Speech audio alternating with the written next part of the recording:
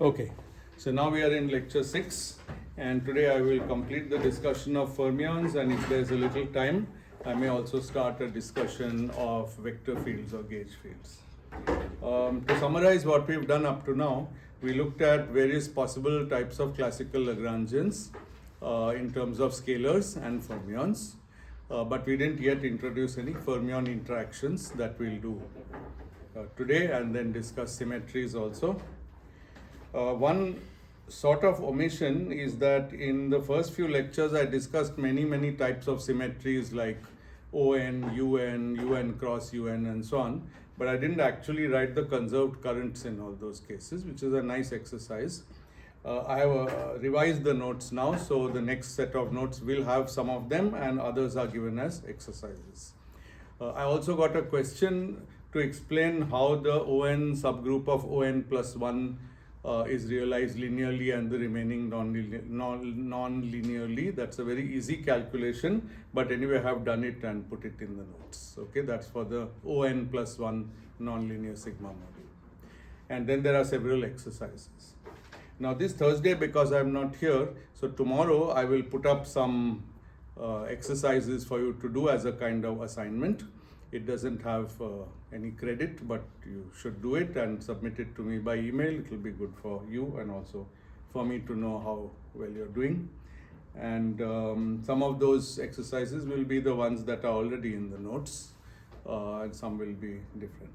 Okay, so let's start today's discussion. So last time we talked about 3 types of fermions: Dirac, Majorana and Y. So, Yes. yeah, the question about please. Grassmann number. Yes. So, is there any additional properties imposed upon the Grassmann numbers, like under addition, what will it do? Like normal numbers or complex Yeah. numbers? So the rule is that we are allowed to multiply Grassmann numbers with each other and add them to each other and add them to normal numbers. Now it's a little weird when you say add them to normal numbers, because if I add a normal number to a Grassmann number, what kind of number is it?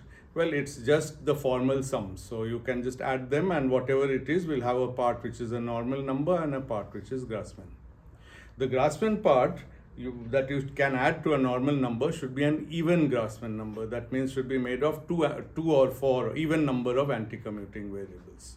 Okay, so there's a standard. Let's do this discussion now. It's quite useful. So to define a space of Grassmann numbers,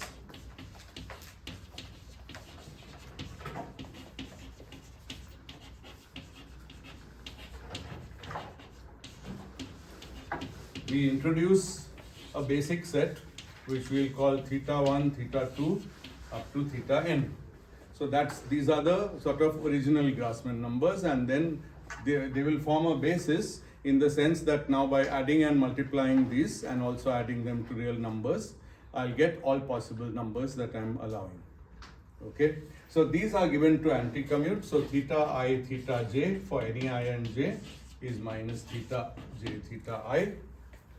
I can choose that all the theta I dagger are themselves, because if I want complex Grassmann numbers, I can just add 2 of them, like theta 1 plus I theta 2. Then its dagger will be theta 1 minus I theta 2. So I can get complex numbers. So I might as well start with real numbers. Okay. Now I can consider products. So first of all, I can consider, so what are all the numbers in this system? Well, 1, then theta I, then theta I, theta j, then theta I, theta j, theta k, etc. And linear combinations of these.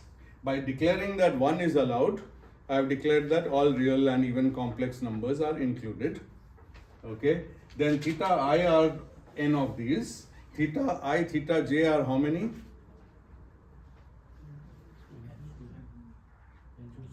N choose 2, because they can't be the same, because any theta, if I is equal to j, this relation immediately tells me that its square is 0. So n choose 2, n choose 3 and so on. So the last one is just theta 1 multiplied up to theta n. I can't multiply anymore. Okay.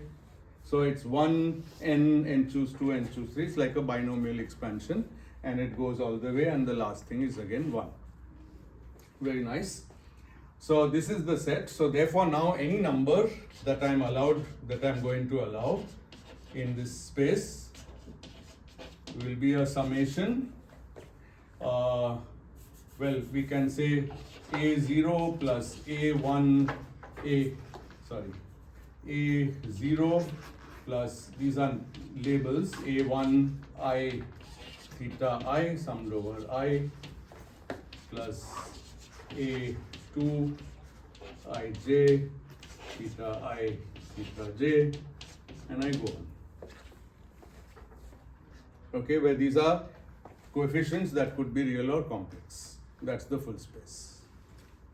Okay, so that's how Grassmann numbers work, and we'll see more about them when we do path integrals, because their existence and their properties are crucial in defining fermionic path integrals. So without them we can't actually do anything. Okay, you can also have a function like a field, and that you could do, one minute, any function. If we want it to be a function of ordinary space-time, I can simply give these coefficients a functional dependence.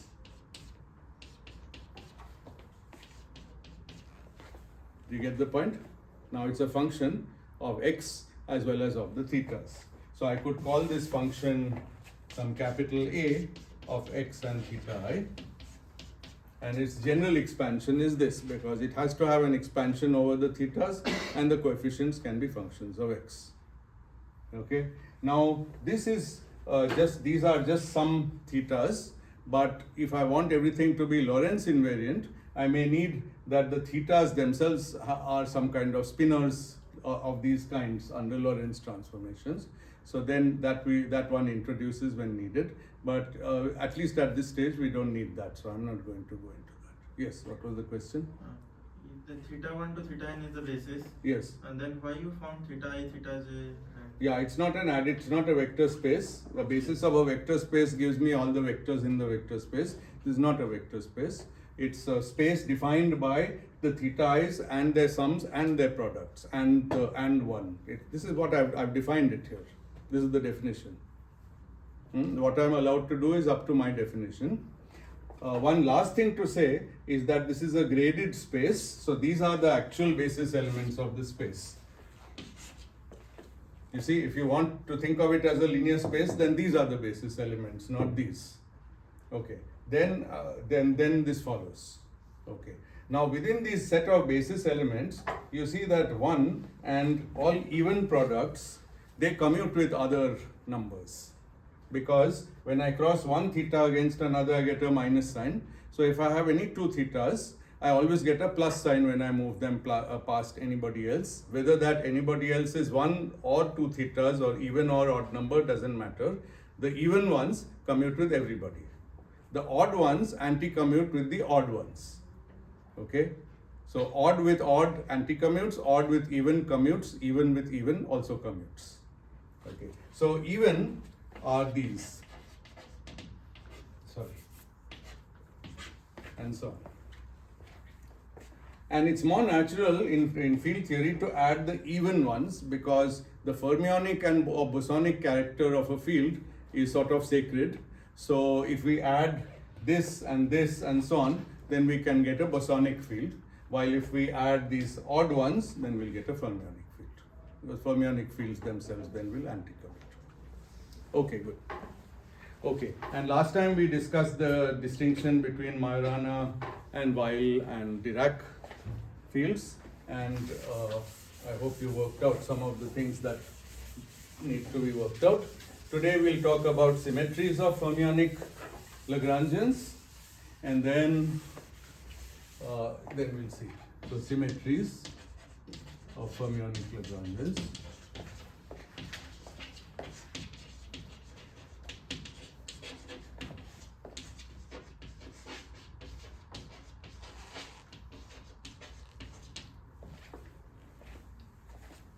Okay, now there are many, and in particle physics you will probably be taught, or you have been taught, some discrete symmetries like Cp and T, which are very important symmetries of the Dirac equation. But for my purpose, I won't be discussing those now. Okay, I want to discuss the continuous symmetries, and for that, let's start with the observation that if I have a Dirac fermion psi, then psi goes to e to the I theta psi is a symmetry of Dirac action. And therefore also of the equation of motion. There's a subtlety we might discuss later in this course, which is that sometimes you have symmetries of equations of motion which are not symmetries of the action, but those are very subtle things. Here, if I say it's a symmetry of Dirac equation or Dirac action, it's the same thing. And you know why it's a symmetry. I can just do this on the action, psi bar gets the opposite phase, the phases cancel, and that's the end of it. Theta is constant. Until I introduce vector fields, theta will always be constant. Okay. Now, the question is, if psi is Majorana, and I have a single one, can I do this? So what do you think? No. Why? The man is scalar. Majorana is not scalar. Real. It's not necessarily real, right? It satisfies psi equals C psi star. So, in one basis it's real. Very good. That's the complete answer. Given that it's real in one basis, in that basis I can't do this. If I can't do this in one basis, I can't do it in any basis. Okay? This is very important. Good thinking. So not possible. This is one more similarity with real scalar fields. Okay? What about while?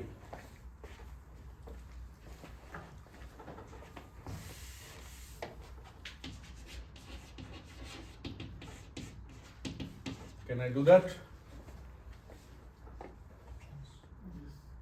Yes, I can. So you see, it's quite subtle because we said once that while and Majorana have the same number of degrees of freedom but packaged differently, but that's very important. So I can put a phase on a while fermion and I can't put on a Majorana fermion. Okay, so this is just to show you that this analogy saying that Majorana is like real and Dirac is like complex. What is while like? I mean, it's not that fermions are bosons, they just are not, they're just different things. So sometimes we give an analogy, but don't take an analogy to be the full story. In fermions, there's a subtle situation, which is that this phase transformation is allowed for Dirac, it's not allowed for Majorana, and it is allowed for while. Sorry. Here it is yes. If it was Majorana, then it would be no. So that's the story. Okay, yes. One small question. So, we have symmetries of the Lagrangian where del L comes out to be 0. But in case of scale invariance, we saw that we need to take the action into and the integral also into consideration. Yes. So how are these? Is there any difference between these two kinds of? Yeah, this is part of Noether's theorem, and I was hoping you had learned that, but if not, you could try to revise it. In Noether's theorem, the conserved current. Let's answer it here. So it's going to be important for you. So Noether's theorem.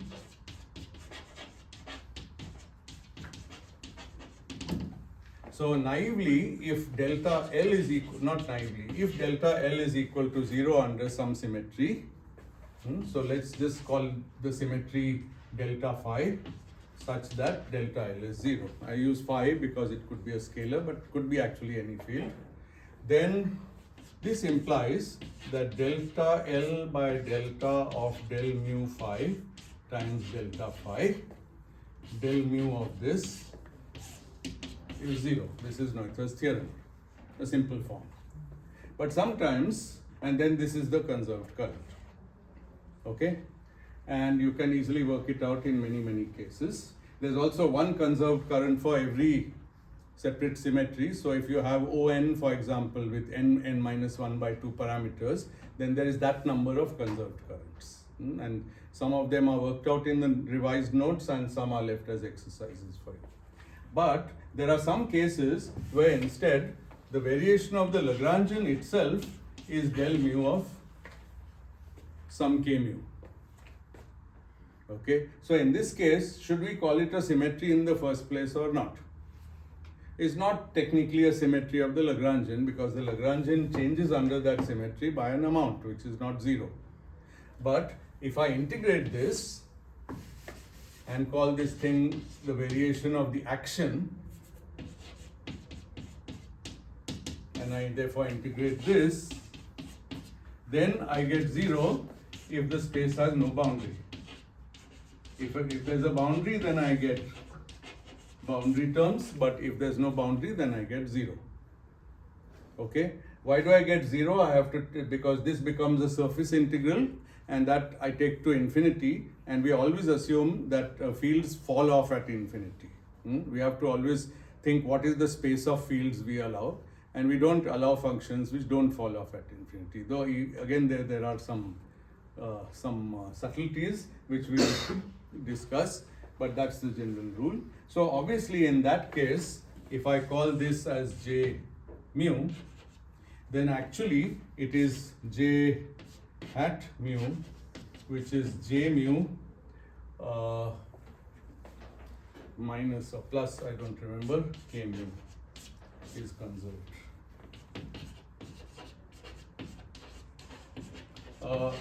I mean, don't follow my exact conventions because I haven't worked this out carefully, but this by itself, if delta L was 0, then this would be the conserved current.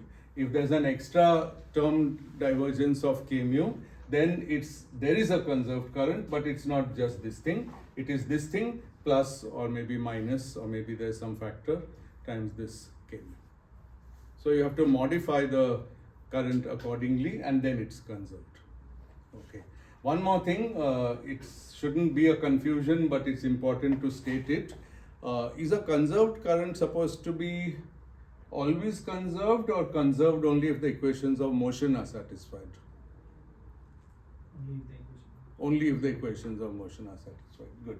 So one confusion that we get is when we derive the equations of motion, of course we can't assume that the equations of motion are satisfied, otherwise we'll just get 0 equals 0. But when you derive a conserved current, then you must first say equations of motion are satisfied, and then you find that the current is conserved. The reason it's confusing is that the manipulation to go from here to here is very similar when you're deriving equations of motion or you're deriving conserved currents, but the physics is completely different. In the equation of motion case, you are making an arbitrary variation of L and trying to find out what condition makes the action stationary. In the symmetry case, you are making a particular variation of L under a particular variation delta phi, not an arbitrary one, and you are asking what quantity is conserved because that variation vanishes. So please, if you haven't thought through these things, you need to work out examples very clearly. Take a given Lagrangian, work out the equations of motion, and also work out the conserved current, and try to observe what are the key differences in the meaning of your steps, even though the steps will look very, very similar. Okay, good. So let's move on to our main topic for today, which is fermionic symmetries. And we just saw that there could be a phase symmetry. And let me say that a phase symmetry on phi, a complex scalar, or psi, a Dirac fermion, generally has the physical association of a conserved charge. That is, the conserved current that arises from such a phase symmetry is the electromagnetic current, and the corresponding conserved charge is the electric charge. Right now we actually can't say that because we haven't introduced any photons. So what is an electric charge? There's no electricity in these Lagrangians at all.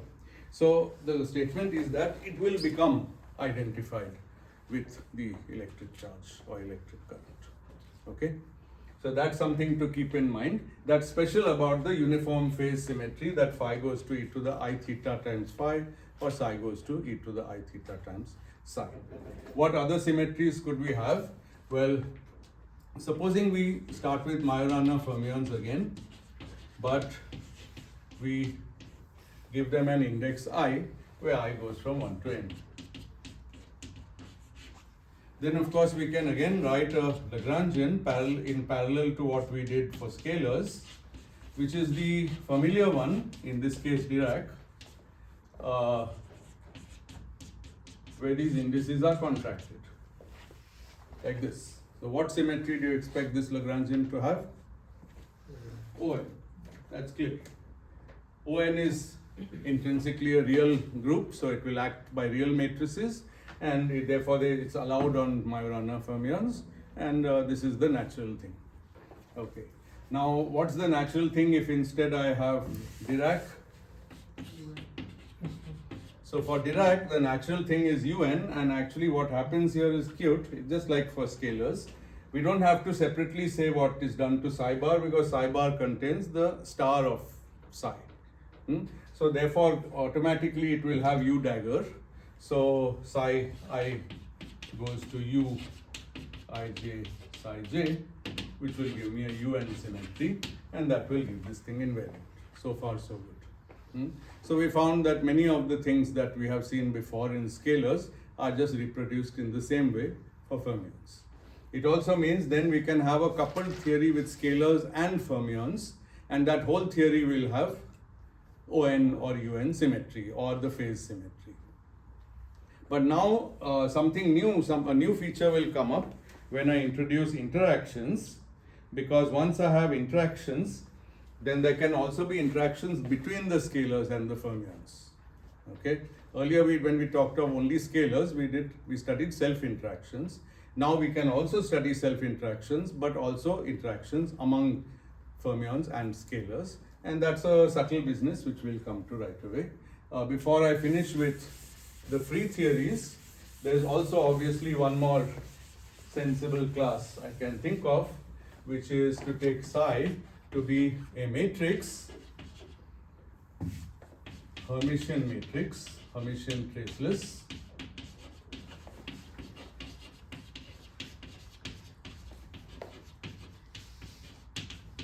and it's a little tricky here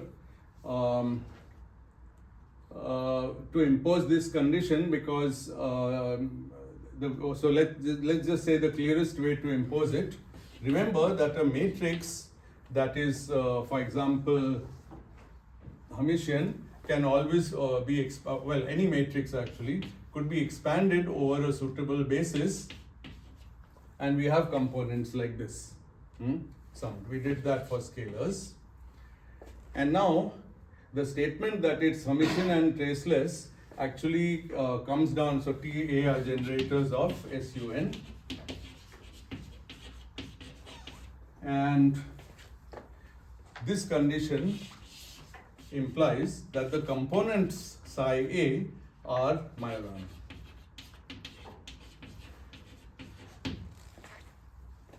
Okay. In the case of scalars, we did the same thing. We said that we can have matrices, we'll expand them over the generators of SUN algebra, which are Hermitian traceless matrices, and then whatever multiplies, we'll just take them to be real fields.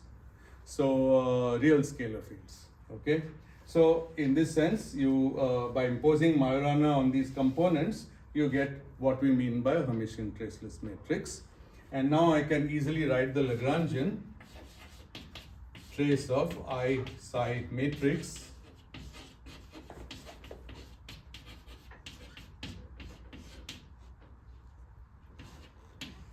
and this Lagrangian will be invariant clearly under psi matrix going to U dagger psi matrix U, which is still SUN. Okay, and for the same reason I discussed previously, if I try to make this into UN rather than SUN, that basically means there's a U1 part in this matrix, but a U1 part is a phase, and a phase will cancel when it acts from left and right, because a phase is just a number, not a matrix. So it's SUN. Okay. So all these things are pretty straightforward. Yes. So I have to use your Majorana basis, gamma matrices. There are no gamma matrices in this. No, you don't. You never have to use Majorana basis. Nobody says you ever have to use Majorana basis unless you want to. In the action for a Majorana spinner, it is not necessary to use the Majorana basis. You can use any basis.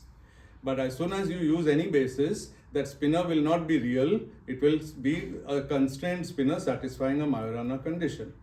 So don't mix up basis with condition. Majorana condition is a condition across all bases. Psi equals its charge conjugate, which is defined to be C times psi star, where C is a particular matrix which is basis dependent. Okay, and what is it? How is it determined? It's determined by requiring that psi C should satisfy the charge conjugated Dirac equation. This is a very key part of QFT1, so I'm assuming you have learnt it, or if not, just go back to any QFT, elementary QFT book and find out what is charge conjugation property of the Dirac equation. It's like one of the most basic things that's taught when the Dirac equation is taught. So this condition defines a Majorana fermion. It so happens that there's a basis in which C equals 1. Okay, so this is Majorana condition. Majorana basis is where this capital C matrix is identity. So it's a convenient basis because in that basis psi is psi star, charge conjugation is nothing but complex conjugation. Okay, so it's a good basis to work with, but it's not at all needed to define a Majorana fermion.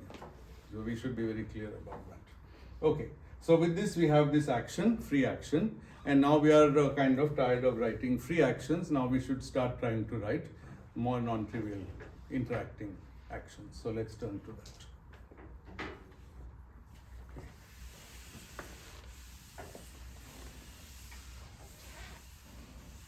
Okay, so now what kind of interactions can we introduce?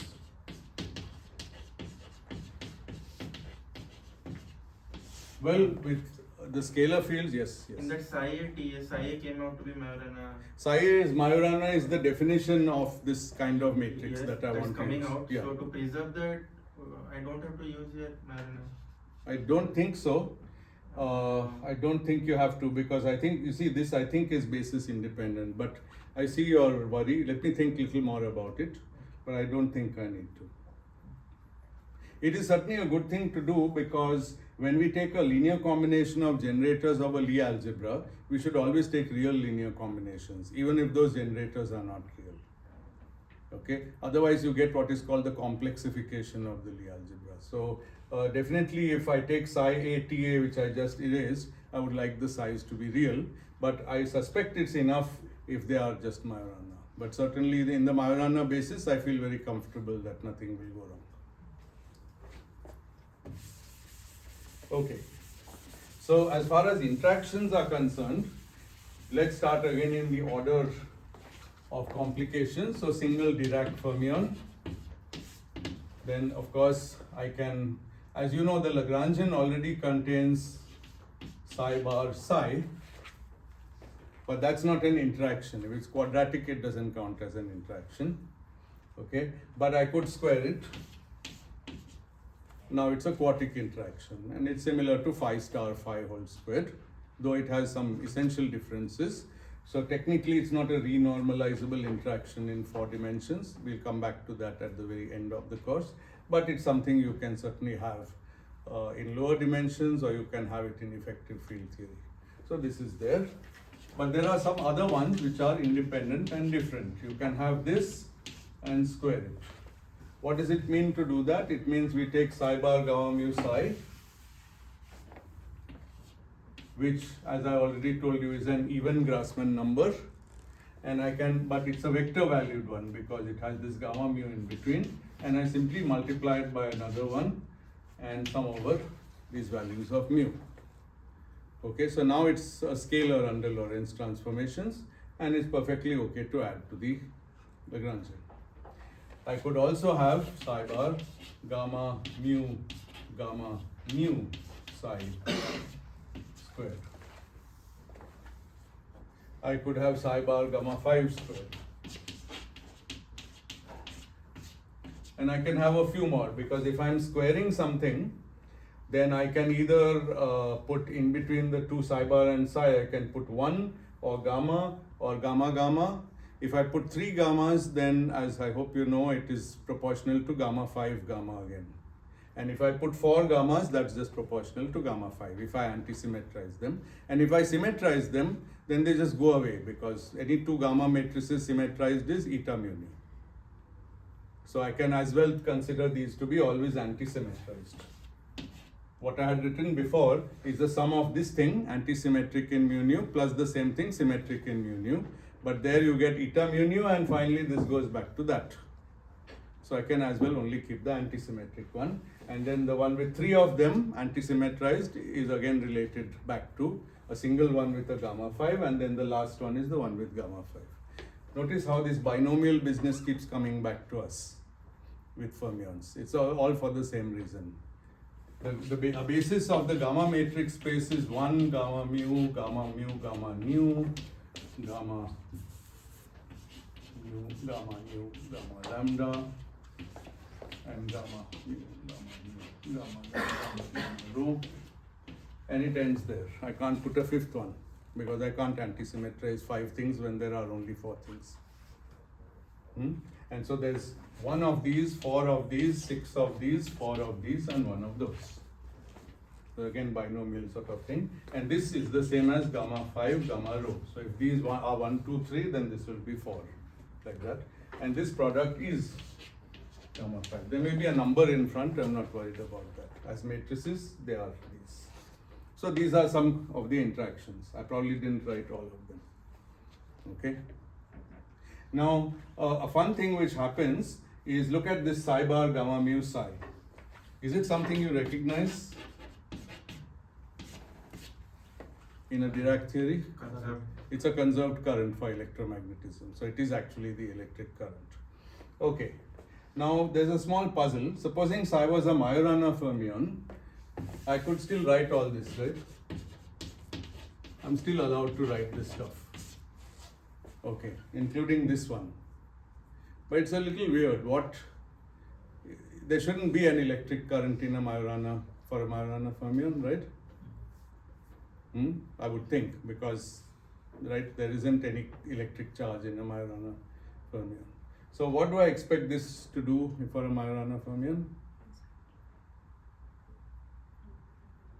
So exercise, show, and it's in the notes, show that this is equal to 0 for Majorana fermions.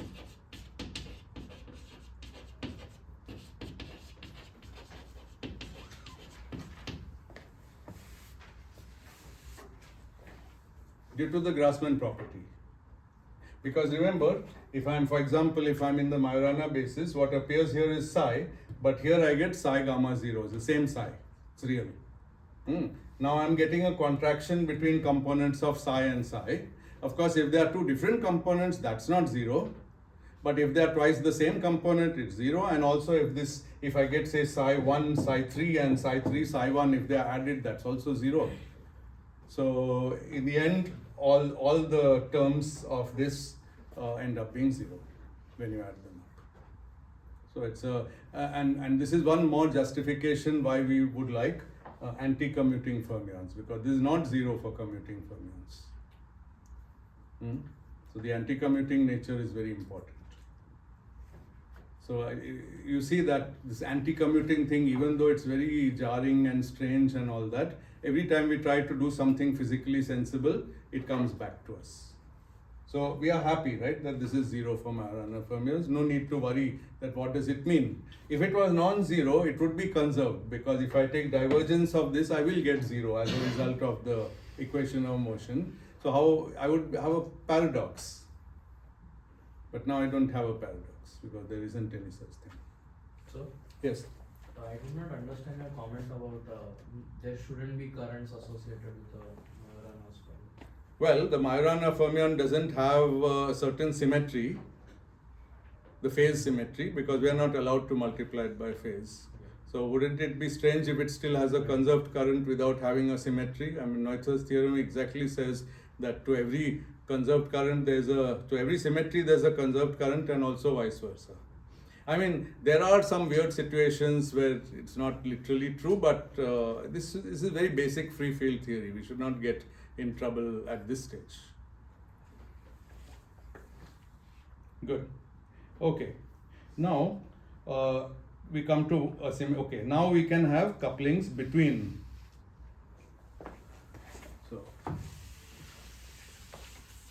now I don't need to generalize all these. I'm sure you can generalize the couplings I wrote, quartic couplings, self couplings, to the case of ON vector, UN vector and matrix.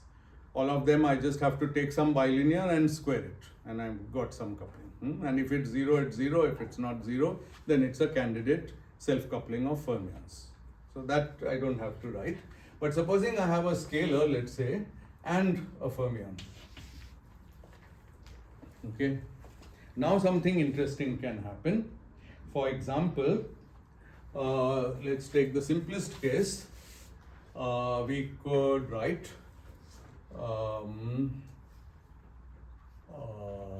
what can we write? We could have a complex scalar and a Dirac fermion, and I could write a coupling like phi star phi, psi bar psi. Phi star phi by itself was the mass term for scalars. This by itself was the mass term for fermions, but multiplying them is a quartic term in fields. 2 scalar, 2 fermion fields. It's certainly allowed.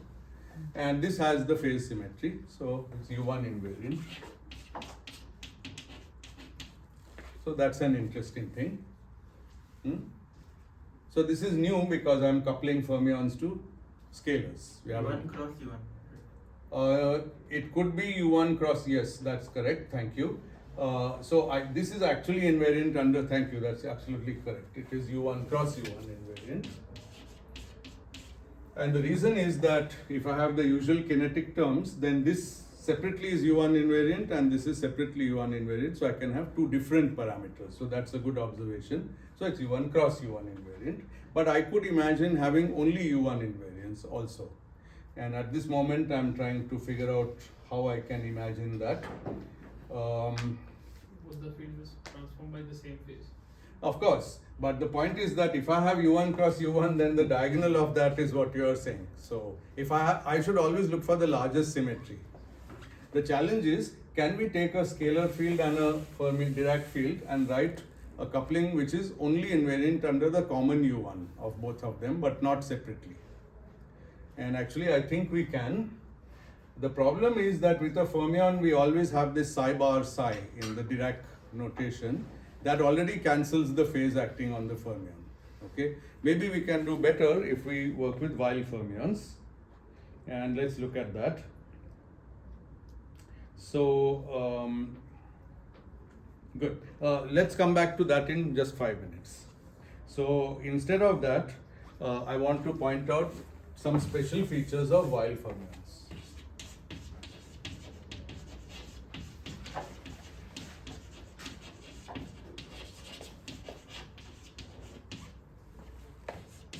And these special features arise when the mass is 0. So this is a very, very special thing in field theory.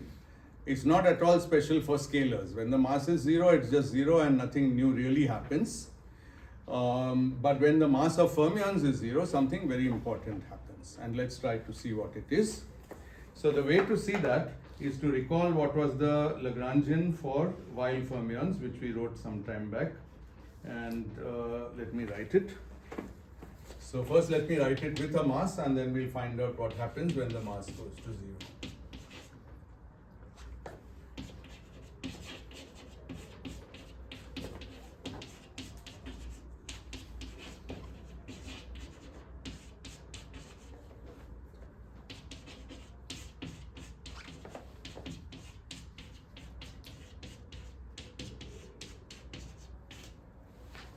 Now, clearly this is by the way nothing but the Dirac-Lagrangian rewritten in terms of Weil fermions. Just take the Dirac spinor and decompose it as chi L and chi R. Again, doesn't have to be in any basis, but in the Weil basis, you would naturally get chi L, chi R, and in some other basis, there will be some other decomposition, but you can always write this.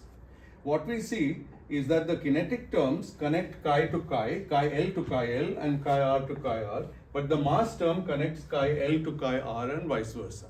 Okay, and now I want the mass to be 0. First let's keep the mass.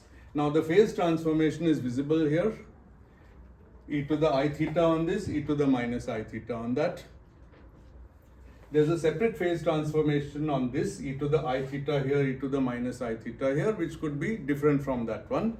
Problem is, because of this term, they both have to be the same phase transformation, because otherwise the one on chi won't cancel the one on chi r dagger. Okay? So this has chi L goes to e to the I theta chi L, and chi r goes to e to the I theta chi r, where theta is the same in both. And that's its one and only one U1 symmetry is. So this would be the one U1 symmetry as opposed to the This is U1 an cross example U1. with one U1 symmetry, but here we didn't bring in scalars. We simply said that, well, actually the Dirac fermion has two halves, and between them they have to have the same U1 symmetry when there's a mass. So when mass is not 0. And of course when mass is 0, this is a symmetry also, but we have much more. We can actually do chi L goes to e to the I theta L, chi L, and chi R goes to e to the I theta R, chi R, and theta L is and theta R are completely independent. When M is 0, this is a symmetry because this one leaves this invariant and doesn't affect that at all. Second one leaves that invariant, doesn't affect this at all, and the last two terms are missing. Okay, we have to of course assume if we want to add interactions that they would preserve this, but this is a new larger symmetry, and this is in fact U1 cross U1. Okay, now there's another way to write it by defining theta equals theta L plus theta R by 2.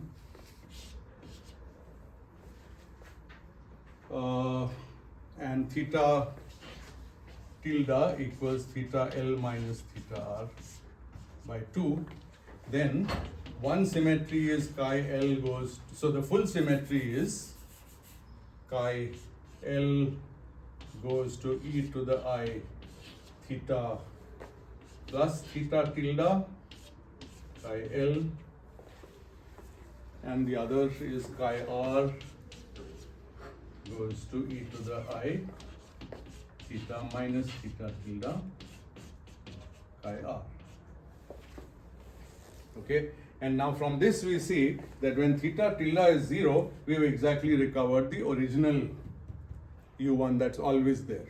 So theta is the electromagnetic phase. I'll just give it the name electromagnetic phase symmetry, because it should always be there. It doesn't care whether the mass is 0 or non-zero. But theta tilde is a new guy, and what does it do? It transforms chi L with one phase and chi R with the opposite phase. Okay, and you can see that by using that along with the electromagnetic phase, I can get any independent phase on the two pieces. So this theta tilde has a name. It's called chiral U1.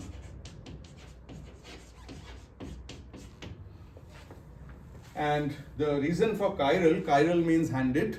Chiral is from Greek word for handedness. So it distinguishes between left-handed and right-handed, while electromagnetic is called non-chiral because it doesn't care about left or right-handedness. Now, a puzzle for you is we never saw how this symmetry might come about in the Dirac form of the theory, but it's the same theory. I could combine chi L and chi R and go back to a Dirac fermion.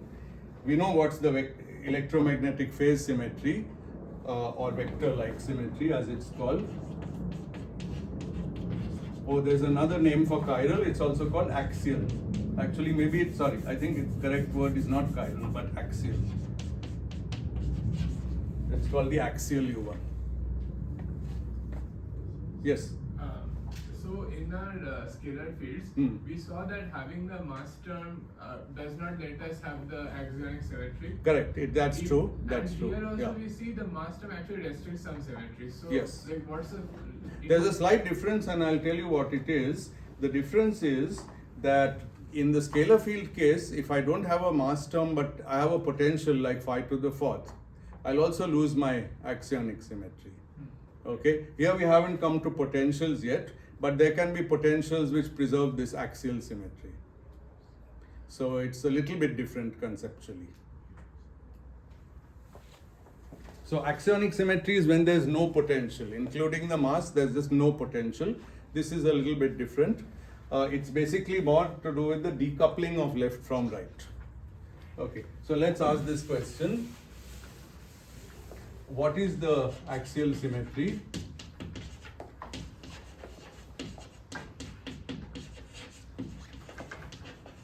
for a Dirac sign? Do you agree that it's the same Lagrangian in some other variables, but again massless? So I'll just write L equals I psi bar gamma mu psi. Now find me an axial symmetry, which moreover should not be present if I put minus m psi bar psi.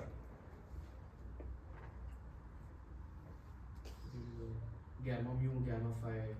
Yes, actually gamma 5 is the key to this problem. So let's do it. I can send psi to e to the I theta gamma 5 psi. E to the I theta is a pure phase. E to the I theta gamma 5 is actually a matrix, but it's easy to expand a matrix like that because anyway gamma 5 squared is 1. So the alternate terms, the even and odd terms are proportional to 1 or gamma 5, and so you get basically cos. It's a familiar manipulation, you might have done it in Pauli matrices. Okay, this will end up being cos theta plus sin theta gamma 5 sin theta. So it's well defined. Okay, now what is the transformation of E psi bar? How does it transform? The first thing we should remember is if we have to bar this whole thing, we have to put bars like this. Well, let me derive it. So, which is equal to psi dagger gamma 0 goes to what? Psi dagger e to the minus I theta gamma 5 dagger. Yeah, I have 5 more minutes. Good.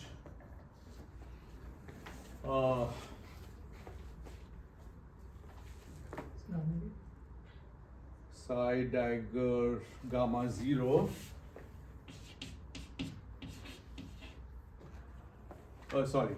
So, yeah, it goes to psi dagger this and gamma 0. Yeah?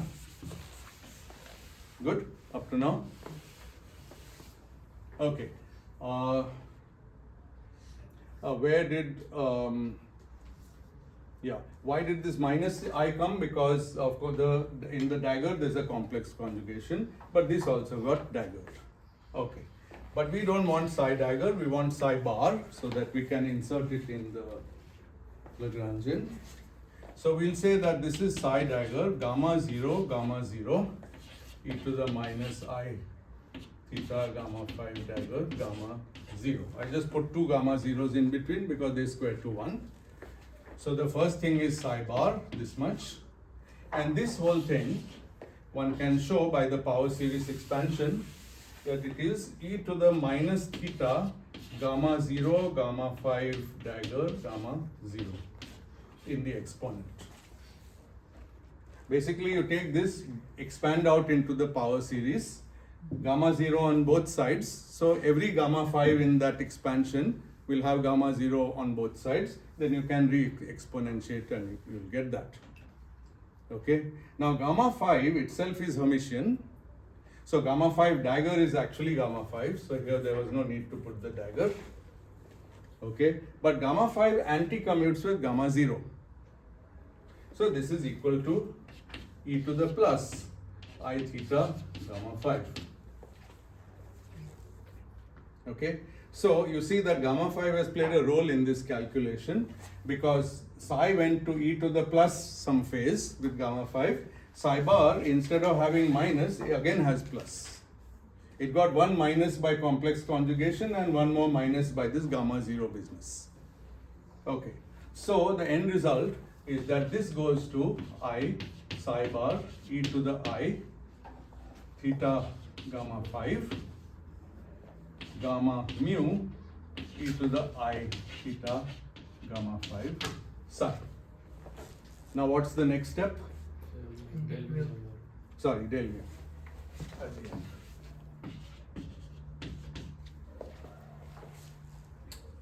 And now you see the fun. What happens is that now I have to take this guy through gamma mu, and in that process, because gamma mu anti-commutes with gamma 5, I'll again get a minus sign. So this is equal to I psi bar e to the I theta gamma 5 e to the minus I theta gamma 5 gamma mu del mu psi. And now I'm happy. I proved that it's a symmetry. Notice I had to do a bit of gymnastics with gamma matrices. I told you that while spinors are easier from that point of view because there are no 4x4 matrices in that description at all. Okay, and can we see now that this would fail to keep the mass term invariant? Because for the mass term, there is no gamma mu, there's no del mu also, there's only psi bar and psi. But psi bar gets this phase, psi gets this phase, and there's nothing in between, so they don't cancel. So kinetically, so this is invariant, and psi bar psi is not invariant. So axial symmetry fails in the presence of a mass term, both in Dirac and in wild formalisms. Yes?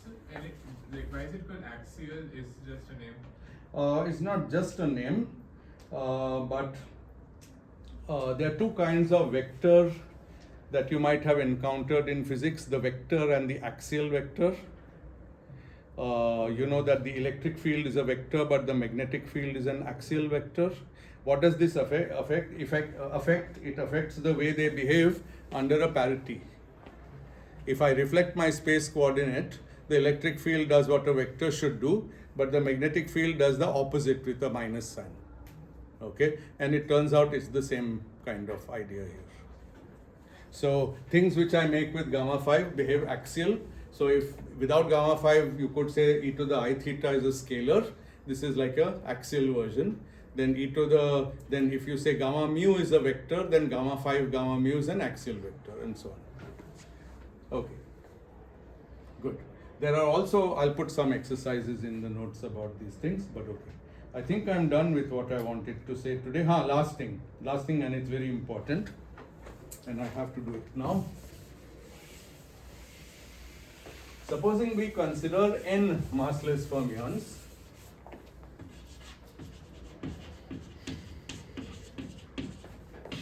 and I'll take them Dirac, which means that, but I'll do the calculation in the while basis. So I have L equals I psi chi dagger L I sigma bar mu del mu chi L I plus dot dot dot, where I goes from 1 to n. We've agreed that chi's are complex, so on these I can act with unitary symmetry. Now the interesting thing is I can send chi to u L chi L j u L I j chi L j, and I can send chi r to a completely independent u r I j chi r j. Okay, and what will I put these matrices in? I'll allow ul and ur to be in independent SUNs. Why not UNs?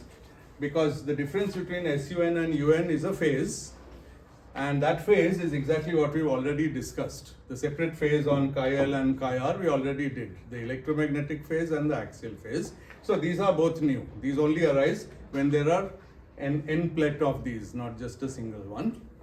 And so I get, so for this model I have U1 vector cross U1 axial vector cross SUN left cross SUN right. That's the full story. Quite a bunch of symmetries here. And that's what I wanted to say today. So I'll stop here. Again, you see that this is a phenomenon that only can happen when the mass is 0. And these are important symmetries.